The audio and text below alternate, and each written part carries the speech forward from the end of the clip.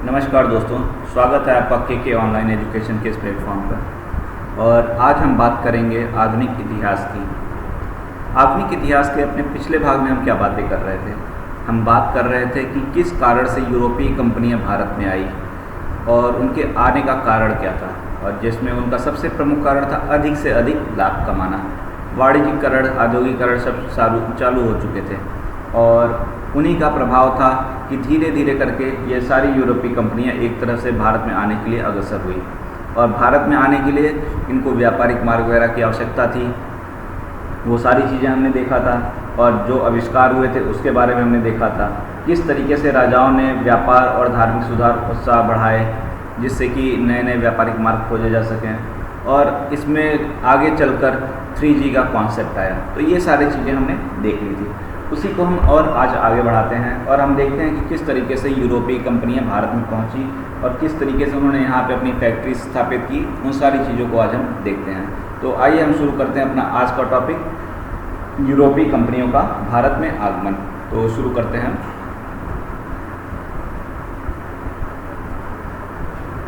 हमारा आज का टॉपिक है यूरोपीय कंपनियों का भारत आगमन।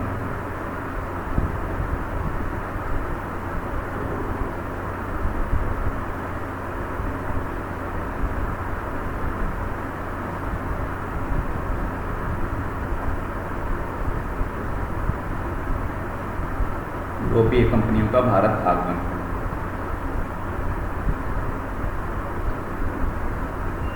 तो हमने 3G के कॉन्सेप्ट तक में देख लिया था। गॉड ग्लोरी गोल्ड का कॉन्सेप्ट हमने देख लिया था। उसके बाद इसी तरह से कोलंबस का नाम आपने सुना होगा। कोलंबस का नाम आपने जरूर सुना होगा। कोलंबस निकला कहाँ के लिए? भारत की खोज करने के लिए। और भारत की खोज करते करते करते करते ये पहुंच गया अमेरिका और अमेरिका को खोज डाला। और कैप्टन कुक हुआ करते थे। कैप्टन कुक, कैप्टन व्योम की तरह कैप्टन कुक थे। तो ये भी निकले और ये भी भारत की खोज के लिए निकले थे और ये भारत की खोज करते करते पहुंच गए साउथ अमेरिका। तो इस तरीके से खोज के लिए प्रयास चलते रहे और भारत तक पहुंचने के लिए सबसे बड़ा जो एक प्रयास किया, सबसे बड़ा प्रयास जिसने भारत का मार्ग खोजने में किया, वो था बार्थोलोमेव डियाज ने। ठीक है, इसने 1488 ईस्वी में भारत की मार्ग खोजने के लिए में सबसे बड़ा प्रयास किया। भारत का मार्ग खोजने में सबसे बड़ा प्रयास किया।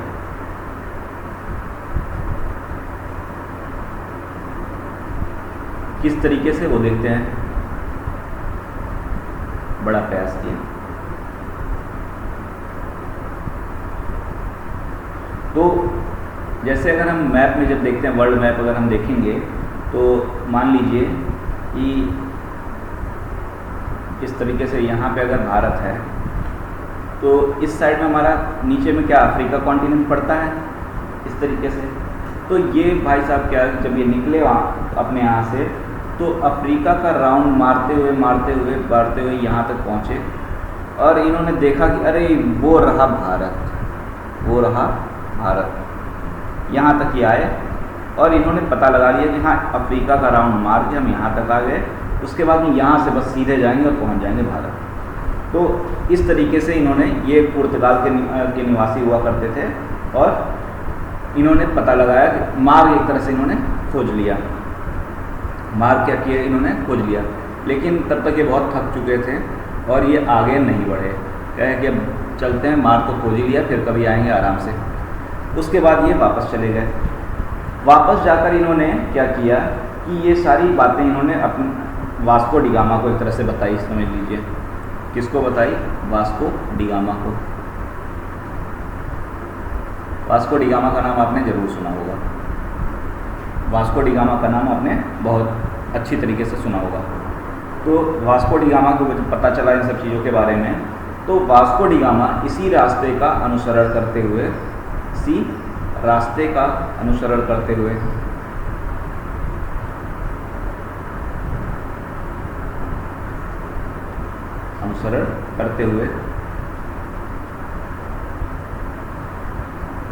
मई 1498 ईस्वी में कहाँ पहुँचा था? थोड़ा बहुत तो आपको आइडिया ही होगा, कलिकट में। कलिकट पहुँचा। कौन पहुँचा था? Vasco D gamma. कौन पहुँचा था? Vasco D gamma. इसे वास्को डी गामा इस रास्ते का अनुसरण करते हुए मई 1498 ईस्वी में कहाँ पहुँच गया? कलिकट पहुँच गया। तो कलिकट पहुंचकर क्या हुआ? उसने भारत का मार्ग खोज लिया। भारत का मार्ग खोज लिया। ठीक है, भारत का मार्ग खोज लिया। अब भारत का मार्ग भाई साहब ने खोज लिया, तो अब बताइए भारत खोज लिया कि भारत का मार्ग खोज लिया? आप अक्सर बचपन से सुनते हैं भारत खोज लिया। भारत का मार्ग खोजना और भारत खोजना में अंतर है कि नहीं है? अंतर है ना। तो भारत को अगर खोजना का अगर हम बात करते हैं तो इसका मतलब है कि ये यूरोपीय परिप्रेक्ष्य में है। भारत तो अपनी जगह था ही, लेकिन यूरोपियों के लिए जब उनका रास्ता बंद हो गया था तो उनके लिए भारत कहीं खोसा गया था। जब यूरोपियों के लिए मार्ग बंद हो गया था, उनके लिए, उनके रिस्पेक्ट में यूरोपियों के लिए खो गया था भारत। तो ये भारत को खोजना किसके परिप्रेक्ष्य में है? यूरोपियों के परिप्रेक्ष्य में है। ठीक है, इस तरीके से भारत को अगर खोज की बात की जाती है तो ये यूरोपीय परिप्रेक्ष्य में बात की जाती है। तो और खोजा किसे जाता है भैया? जिसका पहले से पता हो। खोजा किसे जाएगा? जिसके बारे में पहले से पता हो। तो यूरोप वाले क्या थे? पहले तो भारत के बारे में जानते ही थे, इसीलिए इसको क्या कहा गया? जब उन्होंने दोबारा भारत पहुँचे तो कहा कि हाँ भैया हमने भारत को अब खोज लिया है। तो चलिए ठीक है, यहाँ तक खोज लिया। अब लेकिन ये आगे का रास्ता इतना आसान नहीं था, क्योंकि हमने पिछले भाग में क्या देखा था कि जो ऑटोमन और अरेबियन के व्यापारी थे वो यहाँ से खूब लाभ कमा रहे थे। वो यहाँ से खूब लाभ कमा रहे हैं। तो अगर आप कहीं पे खूब लाभ कमा रहे हो, कोई दूसरा और वहाँ पे आ जाए तो क्या आप उसको वहाँ पे टिकने दोगे? नहीं टिकने दोगे भैया। आपका हिस्सा का कोई और खा जाए तो कैसे काम चलेगा? तो वही चीज़ यहाँ पे है कि यहाँ पे तो फिर दो लोग खाने वाले हो जाएंगे तो लाभ कम हो जाएगा। तो यही चीज़ था। तो ऑटोमन और अरेबियन के जो व्यापारी थे, ऑटोमन अरेबियन के जो व्यापारी थे, ये क्या कर चाहते थे? ये नहीं चाहते थे कि कोई और यहाँ पे आए। नहीं चाहते थे कि ये कोई और यहाँ पर आए। और साथ ही हमने क्या देखा था? ये भारत के तटों पर भी आकर बस गए थे। भारत के तटों पर भी आके बस गए थे। तटों पर भी आके बस गए थे। तो इस तरीके से चल रहा था। लेकिन क्या हुआ कि जब वास्को डी गामा यहाँ पे पहुँचा, वास्को डी गामा जब कलिकट में पहुँचा तो वहाँ पे जो शासक था जमोरिन जिसे कहा जाता था, जिसको क्या कहा जाता था? जमोरिन कहा जाता था। ठीक है, उसने क्या किया? उसका स्वागत किया। जमोरिन ने उसका क्या किया? स्वागत किया। ठीक है, और क्या है कि जमोरिन ने स्वागत किया, उसमें उसका भी लाभ था। किस लिए लाभ था? कि भैया जो बेच रहा है, जो बेच रहा है, पहले उसका अगर ये ए है, ये बी है, ए सामान को बेच रहा है और केवल यही खरीदार है, तो जो वो बोलेगा ये उसी दाम पे इसको बेचना होगा। लेकिन यहीं पे सी भी आ गया। अब क्या होगा? जब दो खरीदार आ गए तो इसके पास चांस अपने लाभ को कमाने का बढ़ गया कि नहीं? पहले तो इसको लाभ हो रहा था, लेकिन अब इसको लाभ ज़्यादा होने के चांसेस बढ़ जाएंगे। तो जमोरिन ने इन्हीं सब बातों को ध्यान में रख के वो उसका स्वागत किया। साथ में ये जो अरेबियन लोग थे, ये साथ में जो अरेबियन और ऑटोमन साम्राज्य के लोग थे, ये कहीं ना कहीं इनमें थोड़ा सा एक सांप्रदायिक भाव भी था। तो जिस कारण से भी क्या था कि जमोरिन जो था इनसे काफ़ी नाराज़ रहता था, और लेकिन लाभ कमाना था, इसलिए किसी तरह से चीज़ें चल रही थी। तो इन सभी बातों को लेकर जमोरिन ने क्या किया? उसका स्वागत किया। किसका स्वागत किया? वास्को डी गामा का। ठीक है, और जब उसने स्वागत किया तो ऑटोमन और अरेबियन ने उनके चाहते तो नहीं थे, लेकिन फिर भी चूंकि जमोरिन ने उसका समर्थन किया था, इसलिए वो यहाँ पे पहुँचा वास्को डी गामा। और कुछ समय जब यहाँ पे वो रहा, कुछ समय तक रहने के बाद में वो वापस गया। तक रहने के बाद वो वापस गया, खूब यहाँ पे मौज किया, उसके बाद वापस गया। तब वापस जाते समय वो खाली हाथ तो गया नहीं, वापस जब गया तो खाली हाथ नहीं गया था। वो यहाँ से जितना भी उसके पास जो भी पैसे उसे बचे थे उससे सामान खरीदे, यहाँ से सामान खरीदा और उसको यूरोप में जाके 60 गुने दाम पर बेच दिया, 60 गुना लाभ कमाया उसने। ठीक है, तो इस तरीके से वास्को डी गामा जब वापस गया और खूब लाभ कमाया। तो उस समय पुर्तगाल में एक शासक हुआ करता था हेनरी। कौन हुआ करता था? हेनरी। उसको पता चला, हेनरी को पता चला कि हाँ भाई भारत का मार्ग खोज लिया गया है इस तरीके से और काफ़ी लाभ का वो वहाँ पे संभावना है। तो उसने क्या किया, जिसका नाम ही हेनरी द नेविगेटर कहा जाता था उसको, हेनरी द नेविगेटर। तो उसने क्या किया, उसने फिर इस भारत से व्यापार को, इस मार्ग से भारत से व्यापार को बढ़ावा देने के बारे में सोचा।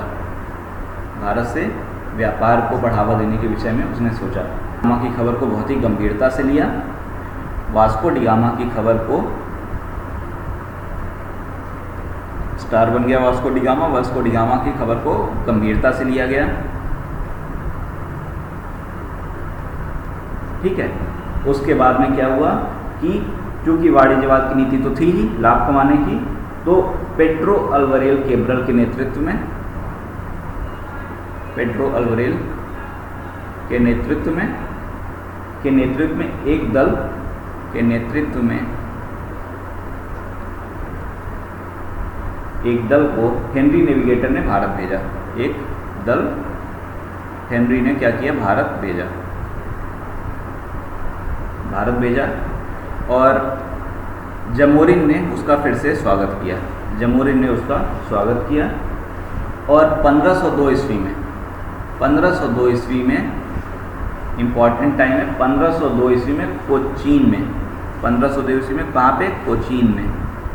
ये जगह याद रखने की है, कोचीन में पुर्तगालियों ने अपनी पहली फैक्ट्री लगाई। कोचीन में पुर्तगालियों ने अपनी पहली फैक्ट्री लगाई। तो भारत में सबसे पहले कौन आया था, अपनी फैक्ट्री लगाई? क्वेश्चन यहीं पे बनता है क्या, भारत में सबसे पहले कौन आया? पुर्तगाली आए। ठीक है, भारत में सबसे पहले पुर्तगाली आए। भारत का मार्ग किसने खोजा? वास्को डी गामा ने खोजा। ठीक है, उसके बाद में स्वागत किसने किया? जमोरिन ने किया। फिर उस समय शासक पुर्तगाल में कौन? Henry the navigator. उसके बाद में पेड्रो अल्वारेल आया। कब आया? 1502 में। और पहली फैक्ट्री कहाँ पे स्थापित हुई? कोचीन में। ये फैक्ट्स हैं जो हर एक अपने आप में क्वेश्चन है। पहली फैक्ट्री कोचीन में स्थापित की। उसके बाद वास्को डी गामा फिर से एक बार भारत आया था। उसके बाद वास्को डी गामा फिर से एक बार भारत आया था।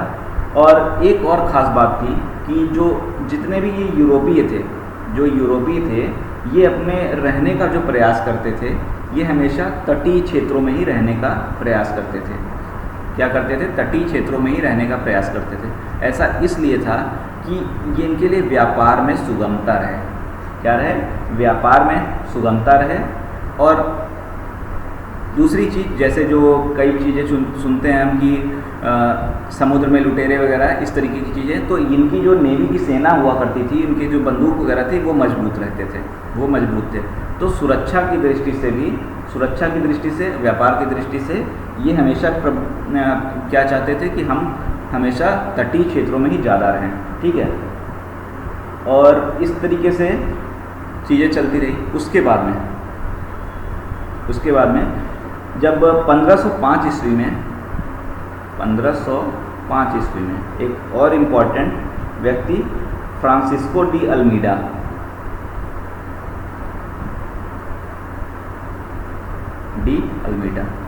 ये आया भारत। ठीक है, ये भारत आया। भारत में व्यापारिक जो गतिविधियां हो रही थी उसको नियंत्रण करने के लिए, व्यापारिक गतिविधियों को नियंत्रित करने के लिए ये भारत आया। ओके, वो नियंत्रित करने के उद्देश्य से। ठीक है। तो इसने एक नीति अपनाई थी, ब्लू वाटर पॉलिसी, नीले जल की नीति, ब्लू वाटर पॉलिसी, या शांत जल की नीति भी इसको कई लोग कहते हैं, ब्लू वाटर पॉलिसी। ठीक है। और ये नीति किस लिए थी? ये नीति एक तरह से थी कि समुद्र की लहरों पर एकाधिकार के लिए थी, समुद्र की लहरों पर एकाधिकार के लिए।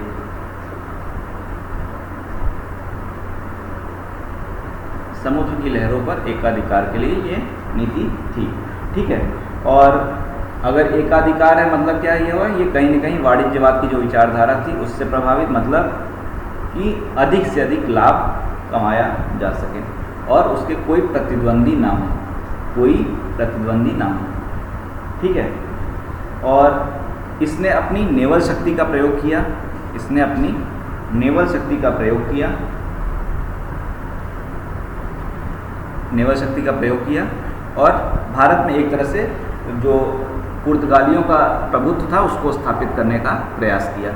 इसके बाद में एक महत्वपूर्ण गवर्नर और आया भारत में, पुर्तगाली गवर्नर, जिसका नाम था Alfonso de Albuquerque. Alfonso de Albuquerque आया,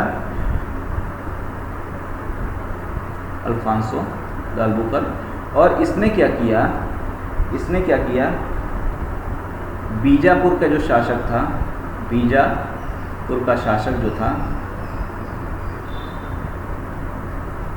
से गोवा को छीन लिया, बीजापुर के शासक से गोवा को छीन लिया और एक बड़े पुर्तगाली क्षेत्रीय राज्य की स्थापना की, बड़े पुर्तगाली क्षेत्रीय राज्य की स्थापना की, राज्य की स्थापना की।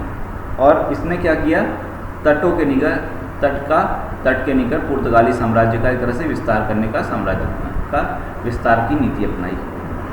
ठीक है। और उसके लिए संबंध में इसने नियम भी बनाए, उसने नियम भी बनाए। ठीक है।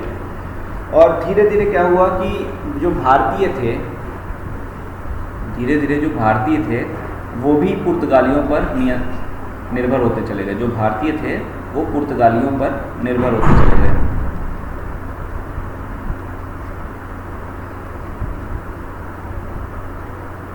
ठीक है।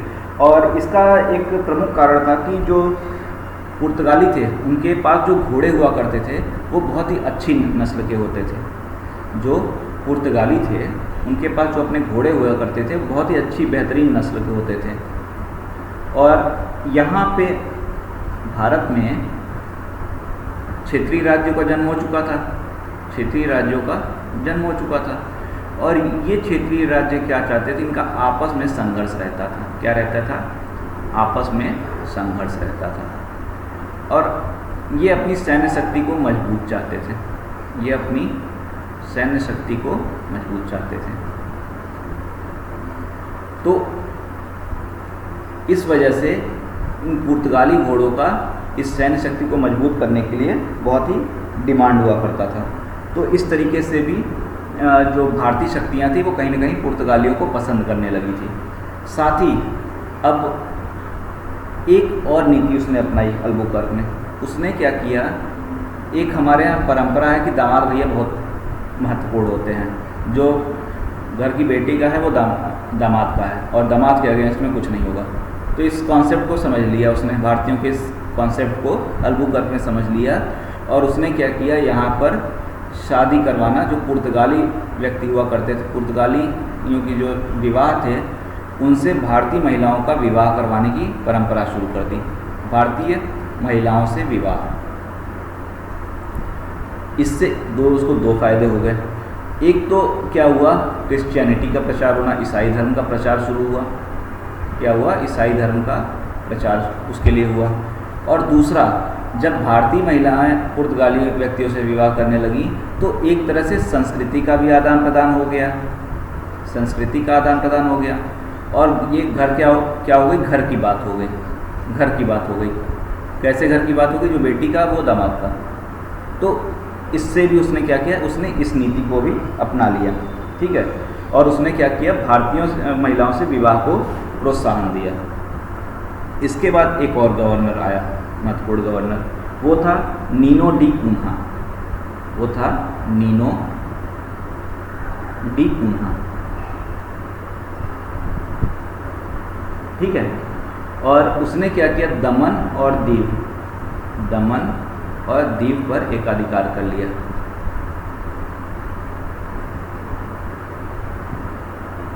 दमन दीव पर एकाधिकार कर लिया। और साथ ही उसने जो पूर्वी तट थे, पूर्वी तट ज्योग्राफी में हमने देखा है भैया, भारत का ये कौन सा तट होगा, ये वाला और ये वाला। तो नहीं देखा तो ज्योग्राफी वाला भी काम देखना शुरू कर दीजिए। ये हमारा है पश्चिमी तट और ये वाला क्या है, पूर्वी तट। ठीक है, तो इसने क्या किया, पूर्वी तट जो कोरोमंडल तट था, कोरोमंडल तट,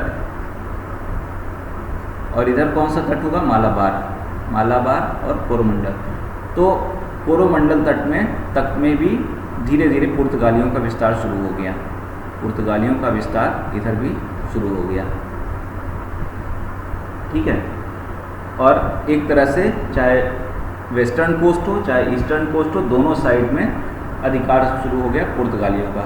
और पुर्तगालियों ने कई जगहों पर, जैसे चटगांव, सतगांव, हुगली, सेंथोनम, नागपत्तनम, इन सभी स्थानों को नीनो डी कून्हा ने जीता। चटगांव हो गया, चटगांव और हुगली,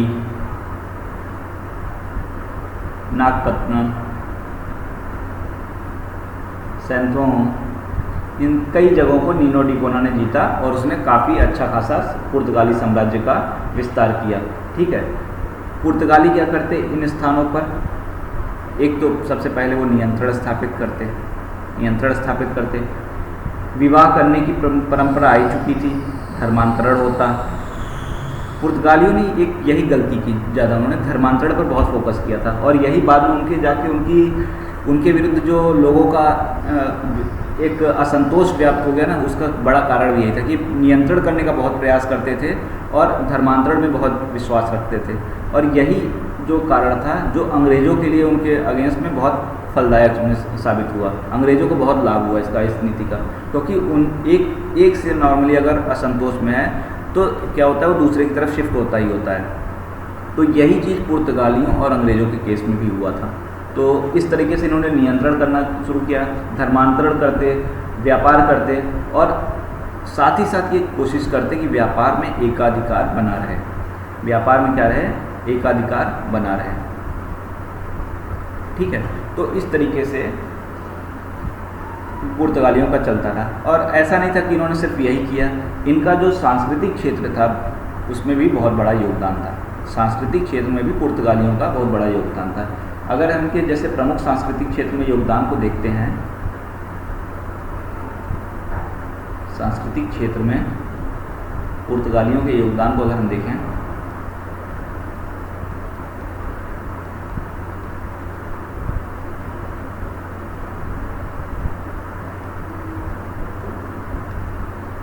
तो अगर हम विज्ञान की बात करते हैं, साइंस की बात करते हैं, अगर हम विज्ञान की बात करते हैं तो कंपास का प्रयोग बड़े स्तर पर इन्होंने शुरू किया, इन्होंने बड़े स्तर पर शुरू किया। हालांकि कंपास का प्रयोग सबसे पहले अगर हम बात करें तो चीन में हुआ था।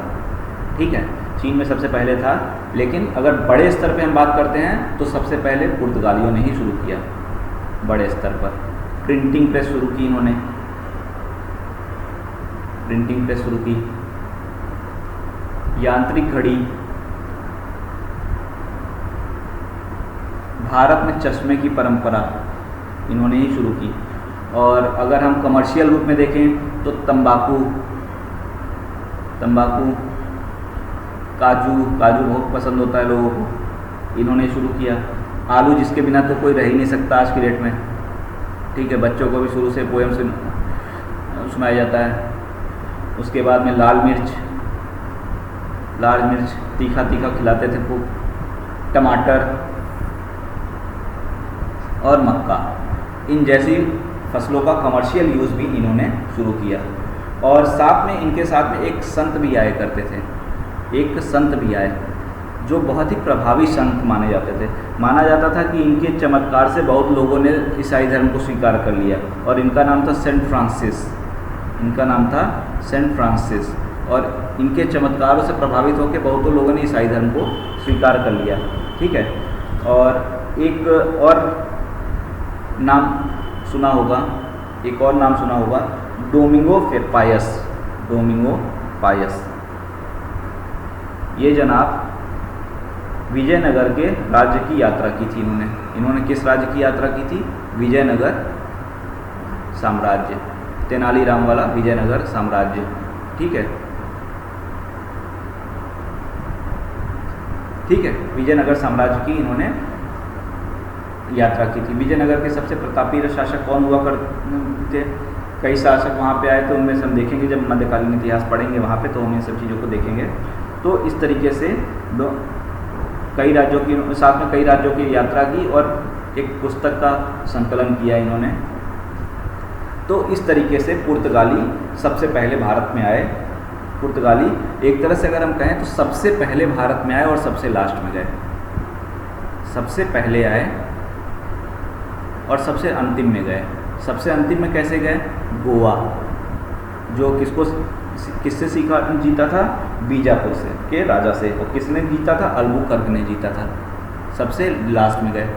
ठीक है, सबसे लास्ट में गए। जब हम क्वालिटी का क्लास करेंगे तो हमने देखेंगे कि किस तरह से 61-62 में गोवा से सबसे लास्ट में पुर्तगाली गए। तो सबसे पहले आने वाले भी थे और सबसे लास्ट में जाने वाले थे। और ऑलमोस्ट 100 सालों तक 16th सेंचुरी पूरा इनका व्यापार पर एकाधिकार था। इनका व्यापार पर एकाधिकार था भारत में। ठीक है, और अगर इनके हम पतन के कारण देखते हैं, अगर हम इनके पतन के कारण देखें कि यहाँ इनका पतन का कारण था, पतन का कारण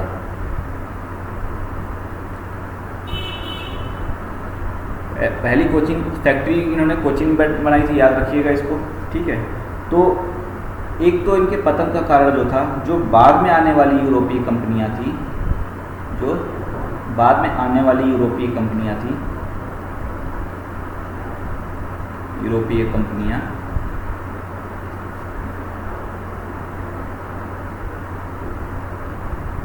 जैसे 17वीं शताब्दी में डच हो गई, फ्रांसीसी हो गई और अंग्रेज हो गई। फ्रांसीसी, डच, अंग्रेज, ये पुर्तगालियों से कहीं ज़्यादा संगठित थे। ये पुर्तगालियों से कहीं ज़्यादा संगठित थे और उनको जो अपने देश से, मातृ देश से सहयोग मिल रहा था वो ज़्यादा था। मातृ देश से सहयोग भी ज़्यादा था।